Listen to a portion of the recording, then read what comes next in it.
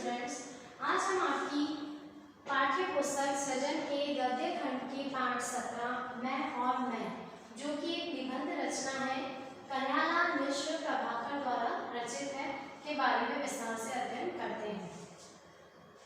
ये आपकी पाठ्य पुस्तक का अंतिम पाठ है। सबसे पहले हम कन्हैयालाल मिश्र प्रभाकर का जीवन परिचय देखते हैं। इनका जन्म सन 1906 ईस्वी में सहारनपुर जिले में हुआ और मृत्यु इनकी सन 1995 ईस्वी में हुई।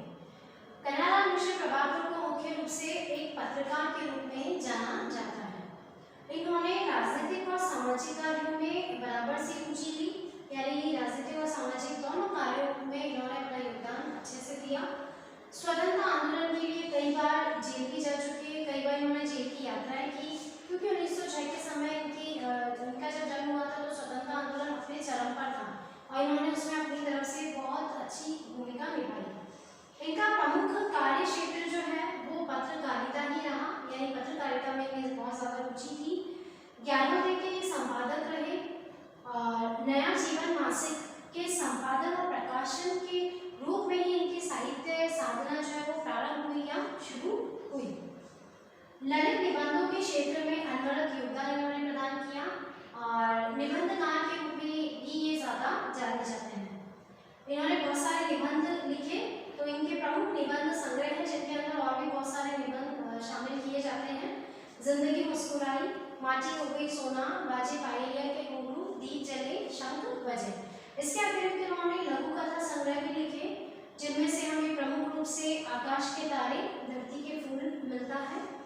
और क्योंकि ये पत्रकार थे, बहुत सारे स्थानों पर घूमते थे, भ्रमण करते थे, तो इन्होंने बहुत सारे रिपोर्टाज लिखे और इनके सारे रिपोर्टाज क्षण बोले कर मुस्काए शीर्षक कृति में संकलित किए गए हैं।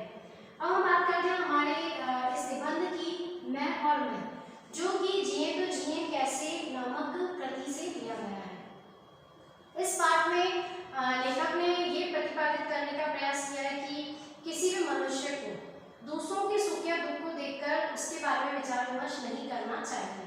उसे स्वयं अपने बारे में सोचना चाहिए, अपने कर्तव्यों का निर्वाह करना चाहिए और साथ में कर्मरत भी रहना चाहिए।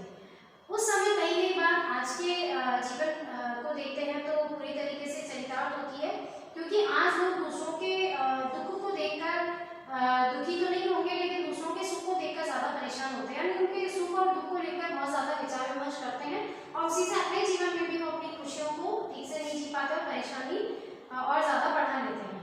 इसके अतिरिक्त उन्होंने ये भी कहा है कि जब हम अपने कर्तव्यों का निर्वाह अच्छे से कर रहे हैं, अपने कर्म को निभा रहे हैं, उस समय मनुष्य में अहंकार की भावना भी व्याप्त नहीं होनी चाहिए, क्योंकि जो अहंकार है वो घृणा का पिता है और जब घृणा आपके जीवन में व्याप्त हो जाती है तो आपके जीवन में जितनी भी ऊंचाइयों पर आप जाने वाले हैं उन सारी ऊंचाइयों से आपको नीचे गिरा देती है। इसीलिए अहंकार से हमेशा हमें बचना चाहिए। साथ में लेखक ने हमें दूसरी बात ये समझाने का प्रयास किया है कि हमें अपने जीवन के प्रति निष्ठावान रहकर जीवन में आने वाले संघर्षों के प्रति लड़ना चाहिए या संघर्षरत रहना चाहिए, उनसे हिम्मत नहीं आनी चाहिए और निरंतर अपने कर्मों को करते हुए आगे की ओर बढ़ते रहना चाहिए।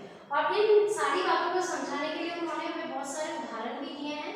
उन्होंने अपने मित्र का उदाहरण भी दिया है जो अपने जीवन में कई बार पिछड़ा, कई बार हारा, वो कई बार आर्थिक रूप से भी हारा और कई बार मानसिक रूप से भी, लेकिन फिर भी उसने अपने जीवन में संघर्ष करना नहीं छोड़ा और उसी का उदाहरण देकर वो हमें ये कहना चाहते हैं कि हमें भी इस तरीके से संघर्षरत रहना चाहिए। वहाँ उन्होंने अपने मित्र से एक सवाल किया कि वो ये सब कर कैसे लेकर, तो उसने कहा कि मैं फ्रेश स्टार्ट करना चाहता हूँ, यानी हमेशा जीवन में नया और ताज़ा अनुभव, ये नया और ताज़ा अनुभव ही हमें आगे बढ़ने के लिए प्रेरणा देता रहता है, क्योंकि जब तक हम आगे नहीं बढ़ेंगे तब तक हम कर्मरत नहीं रहेंगे और जहाँ कर्म नहीं है, जहाँ आगे बढ़ना नहीं है, वहाँ पे जीवन की समाप्ति हो जाती है। तो हम उदाहरणों के साथ में इस बात को समझने का प्रयास करते हैं। कन्हैयालाल मिश्र प्रभाकर के जीवन परिचय को समझने के बाद अब हम हमारा मूल पाठ प्रारंभ करते हैं, जिसका शीर्षक है मैं और ये एक प्रकार का निबंध लेखन है। जब देखो गुमसुम, जब देखा गुमसुम। अरे भाई, तुम्हें क्या सांप सूंघ गया कि सुबह के सुहावने समय में यूं चुपचाप बैठे हो? तुमसे अच्छे तो देवी कुंड के कछुए ही हैं जो तैरते नजर तो आ रहे हैं। उठो, दो चार किलकारियां भरो और अंगीची के पेट में गोला डालो, जिससे अपना भी पेट गर्म आए। पाठ का प्रारंभ लेखक ने संबोधन के साथ किया है कि जब भी किसी मनुष्य को देखो तो गुमसुम ही नजर आता है, परेशान ही नजर आता है। अरे भाई, तुम्हें क्या सांप सूंघ गया जो सुबह सुबह का जो सुहावना समय है उसमें भी तुम चुपचाप बैठे हो? और यहाँ वो उदाहरण के तौर पे कह रहे हैं कि देवी कुंड के कछुए ही अच्छे जो कम से कम तैर तो रहे हैं, वो तुम्हारे जैसे आलसी तो नहीं है। तो अब उठो, दो चार किलकारियां भरो। किलकारियां का मतलब है कि अपने आप में कुछ चंचलता लाओ और अंगीठी के पेट में गोला डालो, यानी गैस पर कुछ खाने की वस्तु चढ़ाओ। इससे क्या होगा कि अपना पेट भी गर्म आए, यानी पेट में कुछ खाने के प्रबंध की व्यवस्था हो। ओहो, तुम कहाँ से आ टपके इस समय? कोई कितने ही गंभीर मूड में हो, विचारों की कितनी ही गहराइयों में उतर रहा हो। तुम्हारी आदत है बीच में आ कूदना और फैलाने लगना लंत रानियों के लच्छे, एक के बाद एक। यह सच है कि यह बहुत बुरी आदत है। एक मित्र अपने दूसरे मित्र से संबोधन करते हुए कह रहा है। तो पहले वाले में एक मित्र ने उन्हें संबोधन दिया कि तुम ऐसे उदास से गुमसुम से बैठे हो, तो दूसरे में दूसरा मित्र उसे संबोधित करता है कि अरे तुम कहाँ से टपक पड़े सुबह सुबह, और चाहे कोई कितने भी गंभीर मूड में हो लेकिन तुमको तो अपनी बातें करनी है। तुम्हारी आदत खराब है जो बीच में कूद जाते हो और लंत रानियों के लच्छे के समान अपनी लच्छेदार बातें करना शुरू कर देते हो, जो कि दूसरे मित्र की नज़र में बुरी बात है।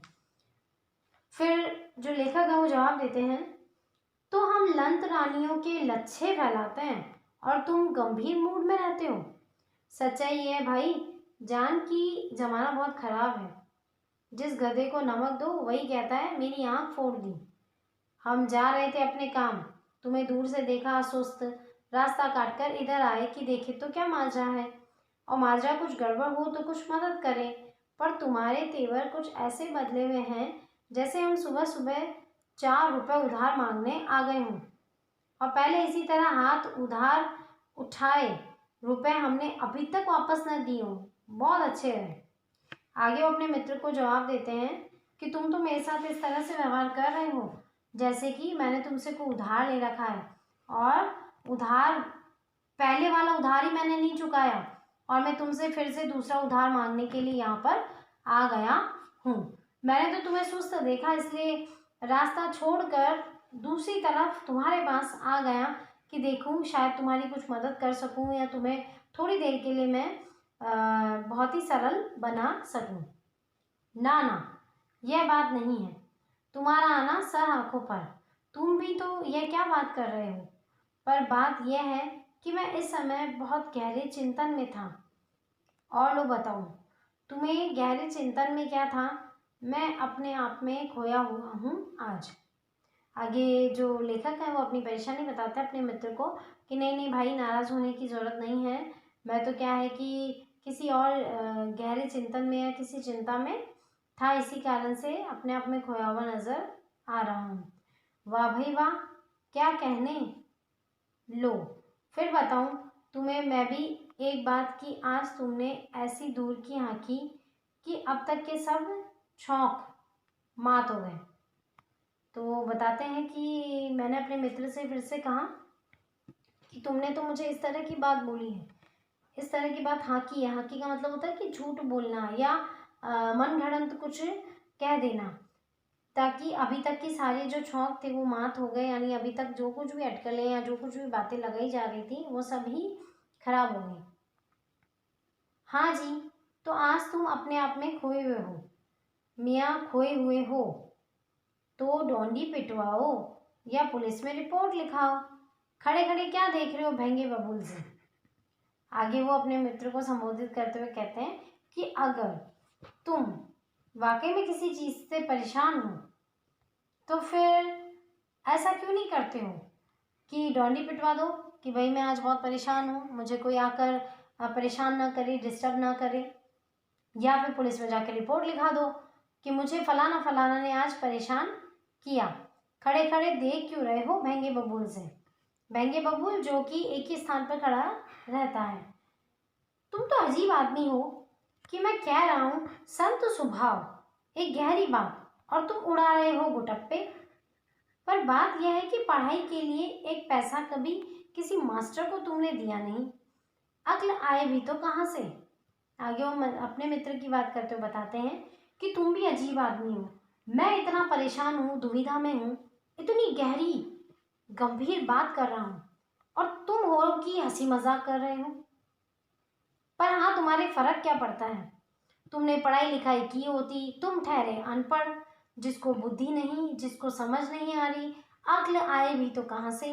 तुम्हें ये भी अक्ल नहीं है कि कोई गंभीर वातावरण में है तो उसके साथ किस तरह का व्यवहार या किस तरह की बातचीत की जाए। लेकिन ये तुम्हें समझ में नहीं आएगा। क्यों? क्योंकि तुमने किसी मास्टर को तो कभी पैसा दिया ही नहीं। कहने का तात्पर्य है कि तुम कभी स्कूल तो गए ही नहीं। अगर स्कूल गए होते, ज्ञान लिया होता, तो इस बात का आभास रहता कि कब क्या करना है। चलो, वो कहते हैं कि मैं तुम्हें तुम्हारे ही जैसों की एक कहानी सुनाता हूँ।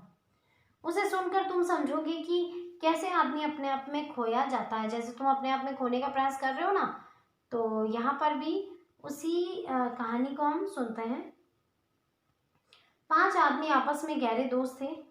करने धरने को कुछ नहीं, खाने को दोनों समय रोटी और पीने को भांग चाहिए।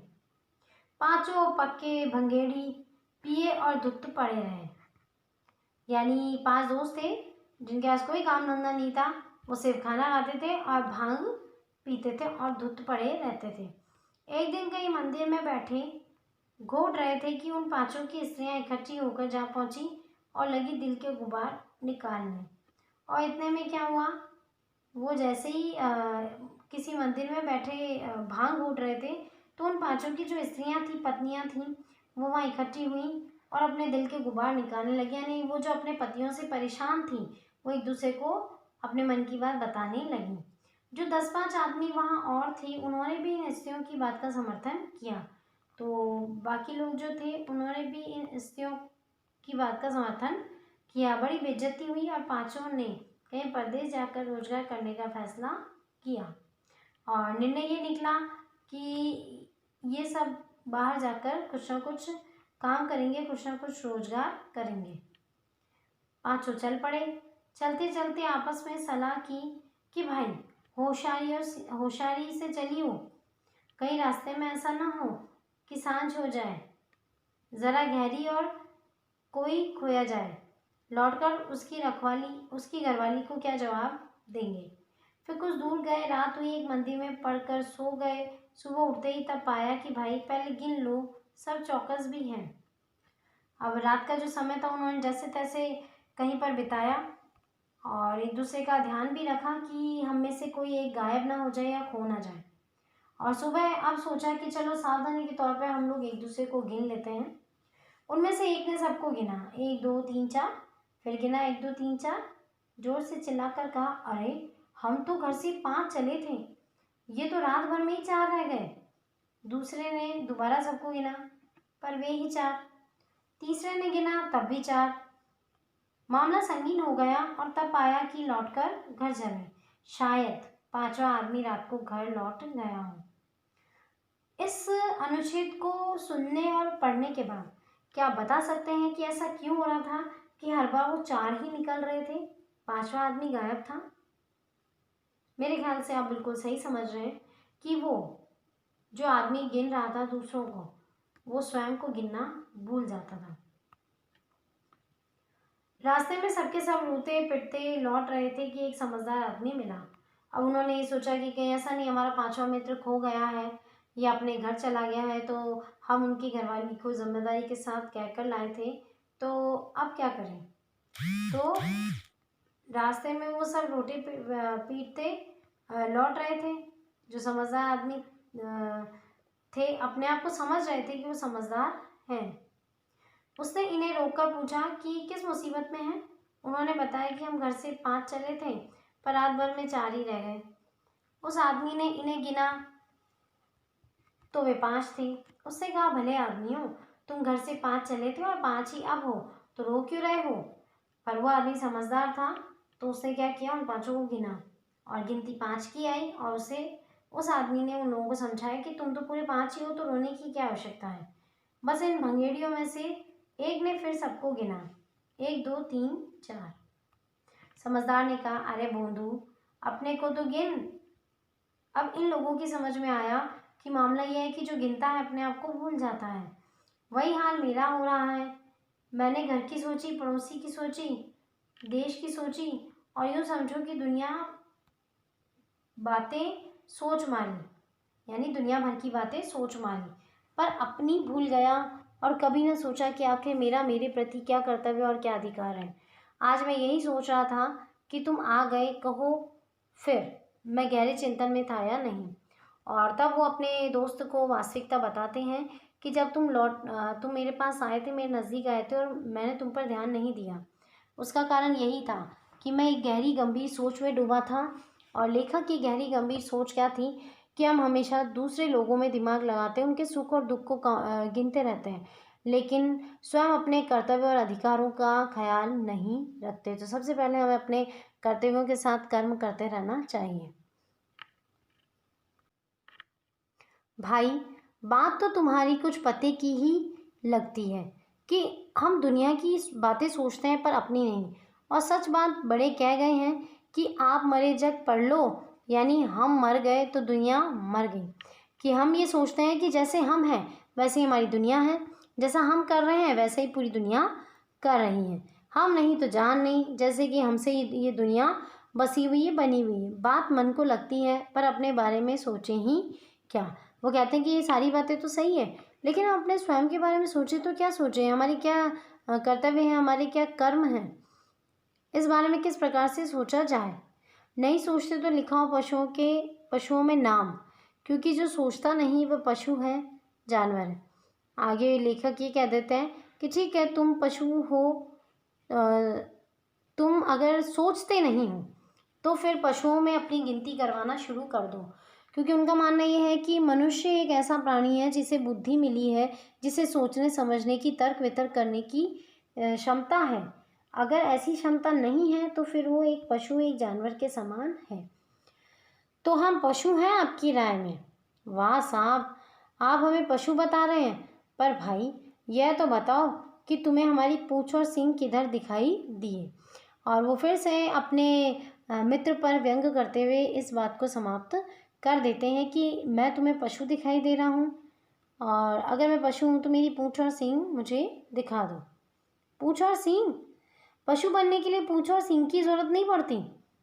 आगे उनके जो मित्र हैं वो समझाते हैं कि पशु बनने के लिए पूंछ और सींग की आवश्यकता नहीं है। पशु तो अपने व्यवहार से, अपने कर्मों से, अपने कर्तव्यों से ही बन जाता है। बात यह है कि पशुता और मनुष्यता दो भाव हैं। जो पहले सोचे और फिर चले वह मनुष्य, और सोचे कुछ नहीं, बस जिधर हवा ले जाए चला चले वह पशु। अब आई तुम्हारी समझ में मेरी बात? आगे वो बताते हैं कि पशु बनने के लिए पूंछ और सींग की ज़रूरत नहीं है, तो किस चीज़ की ज़रूरत है? सोच की। तो बोलते हैं कि पहले सोचते हैं और फिर काम किए जाते हैं, तो ऐसा तो मनुष्य ही होता है। और अगर कोई बिना सोचे समझे किसी प्रकार का कार्य करता है, व्यवहार करता है, जिधर हवा ले जाए वो उधर ही बहकर चला जाता है, तो फिर वो पशु के समान ही है। तो सोचना ज़रूरी है। तो अंत में लेखक ने हमें ये बात समझा दी है अपने उदाहरण के माध्यम से कि हमें हमेशा सोच विचार कर ही कोई कार्य करना चाहिए। जी हाँ, सोचना ज़रूरी है और अपने बारे में सोचना ज़रूरी है। मैं यही ज़रूरी कार्य कर रहा था जब तुम आए। और वो कह रहे हैं कि क्योंकि सोचना बहुत ज़रूरी है, तो मैं ये इसी ज़रूरी कार्य को कर रहा था और इतने में तुम्हारा लौटना हो गया। आगे वो फिर से एक कहानी सुना रहे हैं हमें इस बात को समझाने के लिए। माँ कवि शेख सादी एक दिन अपने बेटे के साथ सुबह की नमाज पढ़कर लौट रहे थे। उनके बेटे ने देखा कि रास्ते के दोनों तरफ वाले घरों में अभी तक बहुत से आदमी सोए पड़े हैं। उसने अपने पिता से कहा, अब्बा, ये लोग कितने पापी हैं कि अभी तक पड़े सो रहे हैं और नमाज पढ़ने नहीं गए। तो शेख सादी का जो बेटा है वो उससे सवाल पूछता है जब नमाज पढ़कर वो लोग लौट रहे होते हैं कि देखो, ये सब लोग तो सो रहे हैं, मतलब मैं इन सब में कितना अच्छा हूँ, ये सारे तो पापी हैं जो अभी तक सो रहे हैं और नमाज भी इन्होंने नहीं पढ़ी। विचारक शेख सादी ने दुख भरे स्वर में कहा, बेटा, बहुत अच्छा होता कि तू भी सोता रहता और नमाज पढ़ने नहीं आता। क्या आप सोच सकते हैं कि शेख सादी ने अपने पुत्र से ये बात क्यों कही? आगे देखते हैं। बेटे ने आश्चर्य से पूछा, ये आप क्या कह रहे हैं मेरे अब्बा? अब बेटे को वो साथ में सुबह नमाज पढ़ने के लिए लाए। बेटे ने थोड़ी सी अहंकार की भावना के साथ में बात की कि देखो, मैं तो नमाज पढ़कर आया, लोग वक्त तो अभी तक सो ही रहे, तो ये सब पाप है। और यही बात समझाने के लिए यहाँ पर हमें एक उदाहरण दिया और ये बताया कि किस तरह से हमें इन सब पर विचार करना चाहिए। और शेख सादी जो है वो अपने पुत्र को भी यही कहता है कि काश तू भी सोता ही रहता और न नमाज पढ़ने मेरे साथ आता। तो आश्चर्य पूछता है कि आपने ऐसा क्यों कहा? तो शेख सादी जो कि गहरे चिंतन में थे, उन्होंने डूब कर कहा, तब तू दुनिया की बुराई खोजने के इस भयंकर पाप से तो बचा रहता मेरे बेटे। तो वो बताते हैं कि आज की जो दुनिया है वो दूसरों में दिमाग लगाती है, दूसरों के लिए सोचती है, दूसरों के लिए बुरा करती है, उसके लिए गड्ढा खोदती है। तो शेख सादी भी गहरे में डूब गया और तब उन्होंने कहा कि तब तू दूसरों की बुराई खोजने के इस भयंकर पाप से बचा रह जाता। यानी वो कहते हैं ना अपने पुत्र को कि काश तू भी सोता ही रह जाता। उनका पुत्र पूछता है कि ऐसा क्यों? तब वो बदले में इस बात का जवाब देते हैं। मतलब यह है कि अपने बारे में सबसे पहले जो बात सोचने की है वह यह है कि मेरा यह अधिकार है कि मैं अच्छे काम करूं, अपने जीवन को ऊंचा उठाऊं। पर मेरा यह कर्तव्य भी है कि जो किसी कारण से अच्छे काम नहीं कर रहे हैं या साफ शब्दों में गिरे हुए हैं, उन्हें अपने कामों से उच्च उठने की प्रेरणा देते हुए भी उन पर अपने अहंकार का बोझ न ला दूं, क्योंकि अहंकार घृणा का पिता है और घृणा जीवन की संपूर्ण इच्छाओं की दुश्मन है। और आगे लेखक कहते हैं कि किसी भी मनुष्य में अगर इस बात का आभास नहीं है तो मित्र होने के नाते या पहचान होने के नाते हमारा ये कर्तव्य बनता है कि हम उसे इस बात का एहसास कराएं कि उसे क्या करना है। और ये अपने कर्तव्य निभाते निभाते, अपने कर्म करते करते व्यक्ति में अहंकार नहीं आना चाहिए, क्योंकि अहंकार जो है वो घृणा का पिता माना जाता है और जो घृणा होती है वो जीवन की सारी ऊंचाइयों से व्यक्ति को नीचे ले जाती है, वो दुश्मन होती है। खास बात यह है कि घृणा उसका घात करती है जो घृणा करता है, और इस तरह मैं दूसरों से घृणा करके अपना ही घात करता हूँ। तो घृणा को रोकना ज़रूरी है। और यही बात समझाने के लिए लेखक ने हमें फिर से एक और उदाहरण दिया। हाँ जी, घृणा को रोकना, उसे उत्पन्न ही ना होने देना बहुत ज़रूरी है। पर रोकने की बात कहकर तूने मुझे एक पुरानी बात याद दिला दी। मेरे एक मित्र हैं श्री कौशल जी। उन्हें अपने जीवन में पहली असफलता यह मिली कि एंट्रेंस पास न कर सके और 9th में ही उन्हें स्कूल को नमस्कार कहना पड़ा। इनके कुछ दिन बाद ही उन्होंने छोटा सा प्रेस खोल लिया था। साजी समझदार था, यानी पार्टनरशिप में उन्होंने ये व्यवसाय शुरू किया। तो उनका जो साजी था, यानी जो पार्टनर था, वो बहुत ज़्यादा समझदार निकला, बहुत ज़्यादा होशियार निकला। कर्जा प्रेस के नाम लिखता रहा और आमदनी स्वयं अपने नाम ले गया। प्रेस फेल हो गया और मेरे मित्र चौराहे पर खड़े दिखाई दिए। अब मेरे मित्र के पास कुछ भी नहीं बचा था। अपने पिता की पूरी पूंजी लगाकर उन्होंने बर्तनों का एक कारखाना खोल लिया। बर्तन बनते, गले होती, रुपए छनका करते। सेठों में गिनती होने लगी, पर तभी उनकी पत्नी बीमार हो गई और उसके लिए इरविन अस्पताल में पड़े रहे। कारखाना मजदूर खा गए और इतने में उनके साथ ये घटना हुई कि उनकी जो पत्नी थी वो बीमार हुई, तो वो उसकी सेवा में लग गए और इधर जो कारखाना था वो उनके मजदूर खा गए, यानी वही देखभाल करते थे तो मजदूर ही हजम कर गए। 5 महीने बाद लौट कर आए तो लेना कम था, देना बहुत ज़्यादा। यहाँ भी ताला बंद किया और जब लौट कर आए थे तो उधार इतना ज़्यादा हो चुका था कि अब बंद कर देना, यानी ताला लगा देना ज़्यादा उचित लगा। पंसारी की थोक दुकान थी, मेवा के ढेर लग गए। ढेरों आती, बोरियां जाती, फिर रुपा बरसने लगा। पर जाने कैसे ये घटनाएं भी छितरा गई और पत्नी का सारा जेवर बेचकर जान छूटी। आगे वो कह रहे हैं कि और 5 महीने के बाद जब मैं लौट कर आया तो पता चला कि बहुत ज़्यादा उधार हो गया है। तो पंसारी की छोटी सी दुकान थी, तो वो कह रहे हैं कि उसमें मेवे का ढेर लग गया। बोरियां इसलिए रखी गई कि वो आती जाती रहेंगी, और पत्नी का जो जेवर था वो बेचकर मैंने इस सारी समस्या से अपने आप को निपटाया। खाली तो रह ही नहीं सकते, घर से दूर जाकर होटल खोल लिया। अब इनके मित्र कैसे हैं, वो हिम्मत हार ही नहीं रहे।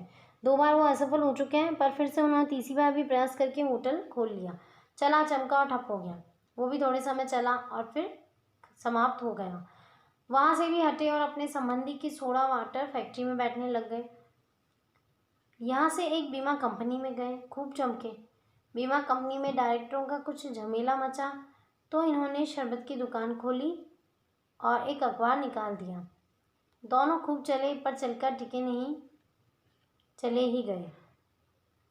अब ये एक बहुत बड़ी कंपनी के मैनेजर डायरेक्टर थे।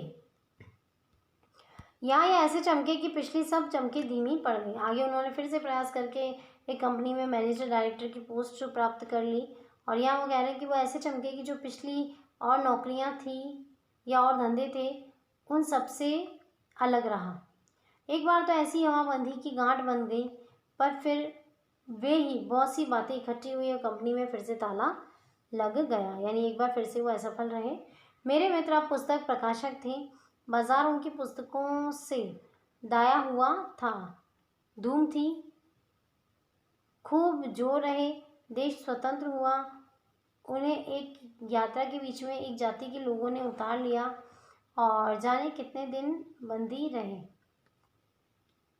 जाने कैसे बचे और कहाँ कहाँ भटकते रहे। फिर उनके साथ एक घटना घटित हुई कि कोई उन्हें बंदी बनाकर ले गया और वो बहुत मुश्किल से वहाँ से बच बचा कर आए। बहुत दिन बाद एक पत्रकार के रूप में प्रकट हुए और अब शांति के साथ सम्मान की और व्यवस्था की ज़िंदगी बिता रहे हैं। और अब वो एक पत्रकार के रूप में प्रकट हुए हैं और बहुत ही शांति के साथ में अपना जीवन यापन कर रहे हैं। उन्हें देखकर बराबर मेरा दिमाग चक्कर में रहता है कि ये सज्जन कितने अद्भुत हैं कि इतनी असफलताओं के थपेड़े खाकर भी निराश नहीं हुए। मैं उनके बारे में बहुत सोचता हूँ, पर उनके व्यक्तित्व का रहस्य न समझ पाता। अब वो फिर से कुछ और बताते हैं। एक दिन एक अन्य मित्र आए, श्री सिंघल। उनका कारखाना भी फेल हो गया और वे उसका मामला निपटाने में मेरा सहयोग चाहते थे। यानी उनको भी नुकसान हुआ था और उस नुकसान को वो भरना चाह रहे थे। उनका कारखाना फेल हो गया था, तो वो उनसे सलाह मशवरा करने आते हैं। उनकी तो मोटरें बिकनी थी, पर पूरे दाम देने वाला कोई ग्राहक बाजार में नहीं मिल रहा था। एक दिन बहुत ऊबे हुए मेरे पास आकर बोले, तो भाई साहब जितने में बिकती है उतने में ही बेच दो, पर यह मामला निपटा दो। बड़े ऊबे से परेशान से मेरे पास आए और कहा कि भाई साहब मेरी जो ये 2 गाड़ियाँ हैं वो जितने रुपए में भी बिके उतने में बेच दो, क्योंकि मुझे ये सारा मामला निपटाना है। मैंने कहा मामला तो निपटाना ही है, पर 10,000 की गाड़ी 6,000 में कैसे बेचूं? लेकिन उन्होंने कहा कि ठीक है निपटाना तो है, लेकिन हम इतना ज़्यादा कम पैसों में इस गाड़ी को नहीं बेच सकते। यानी अगर ये गाड़ियाँ 10-10 हज़ार की हैं तो हम 6,000 में उसे कैसे बेच सकते हैं? बोले 6,000 में ही बेच दीजिए। बात यह है कि ये मामला निमट जाए तो मैं फ्रेश स्टार्ट ले सकता हूँ। और लेखक जो हैं वो कहते हैं कि हाँ इसे 6,000 में बेच दीजिए।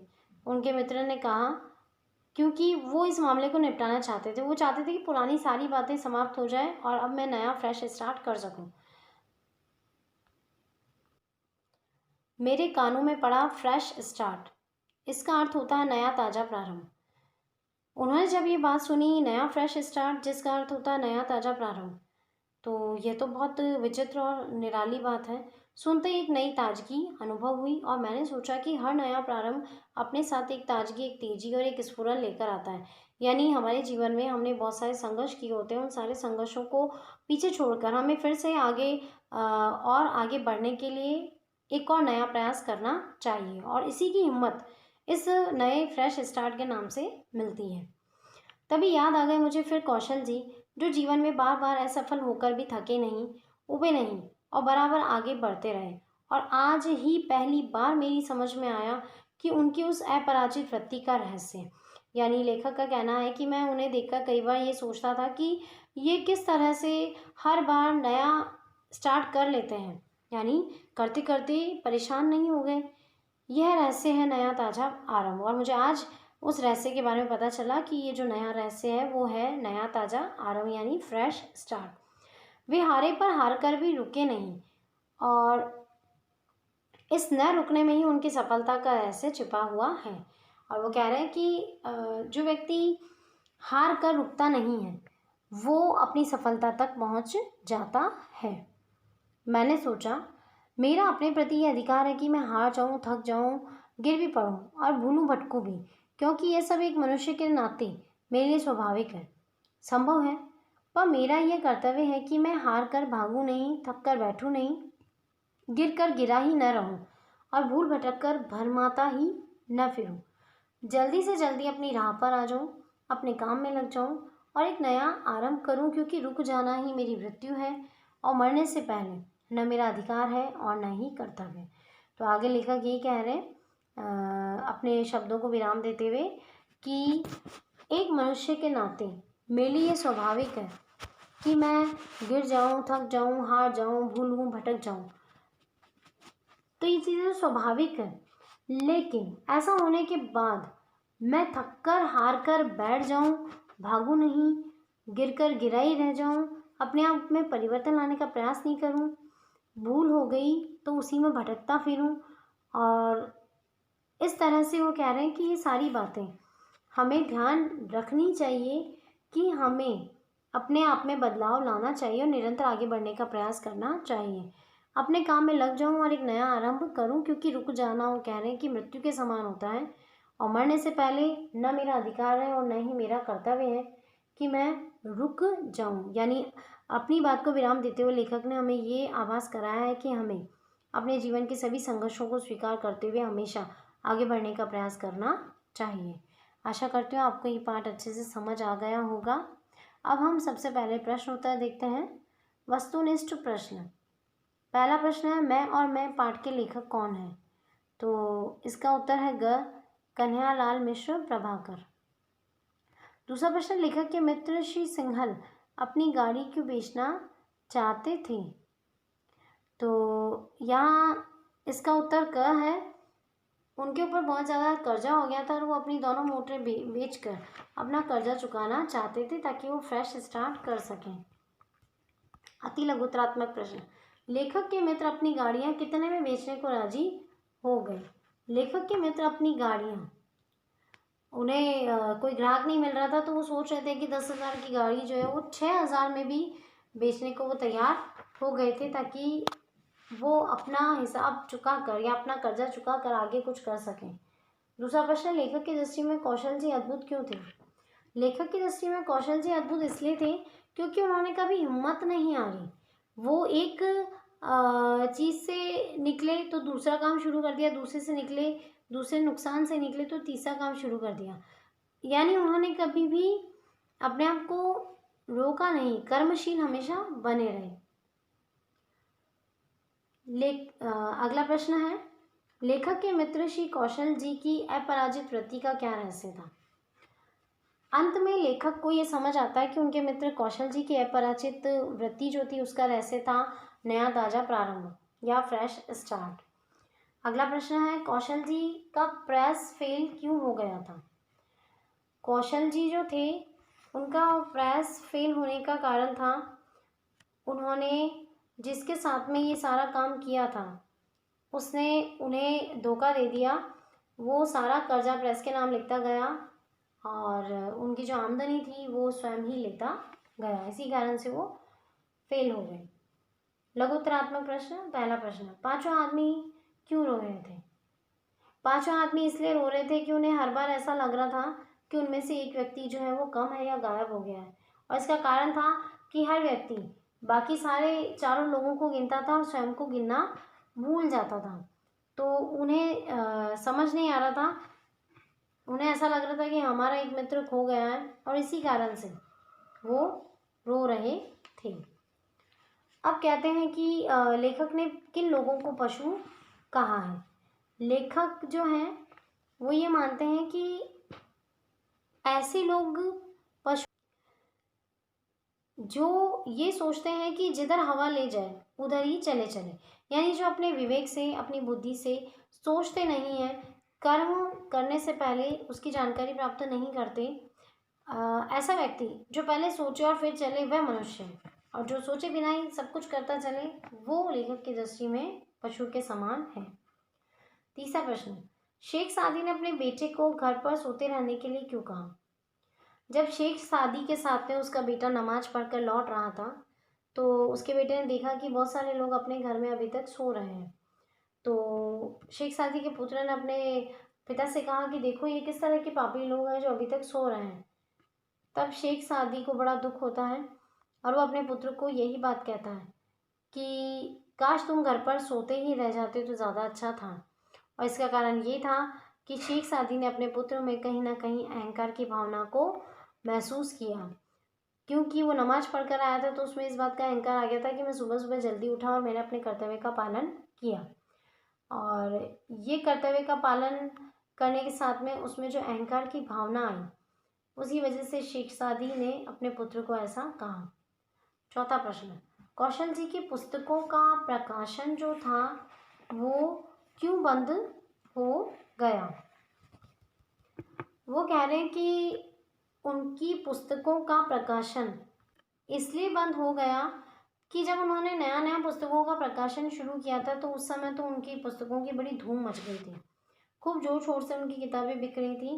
पर देश स्वतंत्र हुआ, उन्हें एक यात्रा के बीच में एक जाति के लोगों ने उतार दिया और जाने कितने दिन वो बंदी रहे और न जाने कहाँ कहाँ भटकते रहे और अपनी जो पुस्तकों का व्यापार था उसे वो संभाल नहीं सके।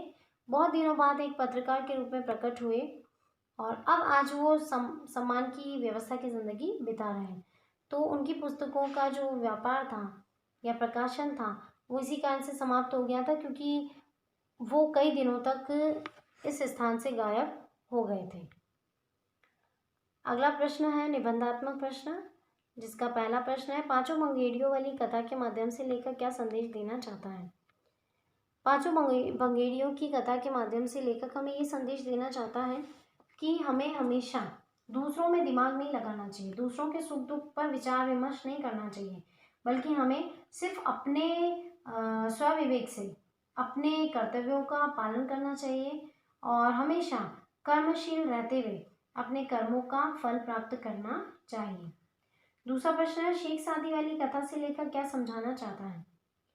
शेख सादी वाली कथा से लेकर ये समझाना चाहता है कि किसी भी व्यक्ति के मन में अहंकार की जो भावना है वो कभी भी नहीं आनी चाहिए, क्योंकि अहंकार जो है वो घृणा को जन्म देता है और घृणा जो है वो किसी भी मनुष्य की जो संपूर्ण ऊंचाइयां हैं उसे नष्ट करके उसे बिल्कुल ज़मीन पर ला देती है, यानी उसे सफल होने में बाधा बनती है।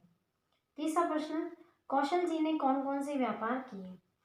इस पार्ट में हमने पढ़ा ही है कि कौशल जी ने सबसे पहले प्रेस खोला, उसके बाद कारखाना खोला जिसमें भी उनका पैसा मजदूर खा गए, पत्नी बीमार हो गई, फिर पंसारी की थोक की दुकान की जहाँ पर बहुत सारा पैसा बरसा लेकिन वहाँ पर भी घाटा हो गया और अपनी पत्नी का सारा जीवन बेचकर उन्होंने जान छुड़ाई।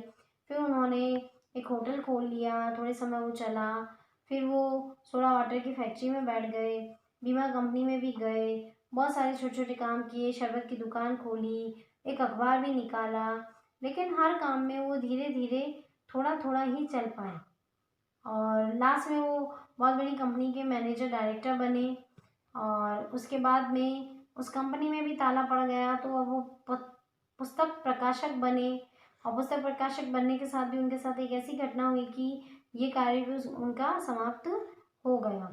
तो यहाँ इस पाठ के आधार पर हम इतने सारे व्यापार उनके द्वारा किए देख सकते हैं। अंतिम प्रश्न है, हमारा हमारे प्रति क्या अधिकार है। लेखक का मानना है कि हर व्यक्ति को स्वयं के कर्तव्यों का, स्वयं के बारे में सोचने का भान होना चाहिए। वो ये कहते हैं कि मनुष्य दूसरों के विषय में सोच समझकर सुखी और दुखी होता रहता है, जबकि उसका प्राथमिक कर्तव्य यह है कि वह अपने विषय में सोचे और अपने कर्तव्य का पालन करे और निरंतर कर्मरत बना रहे। और कर्तव्य करने के साथ साथ लेकिन उसके मन में अहंकार की भावना भी लिप्त नहीं होनी चाहिए, क्योंकि जैसे ही अहंकार की भावना आएगी तो उसका पतन हो जाएगा।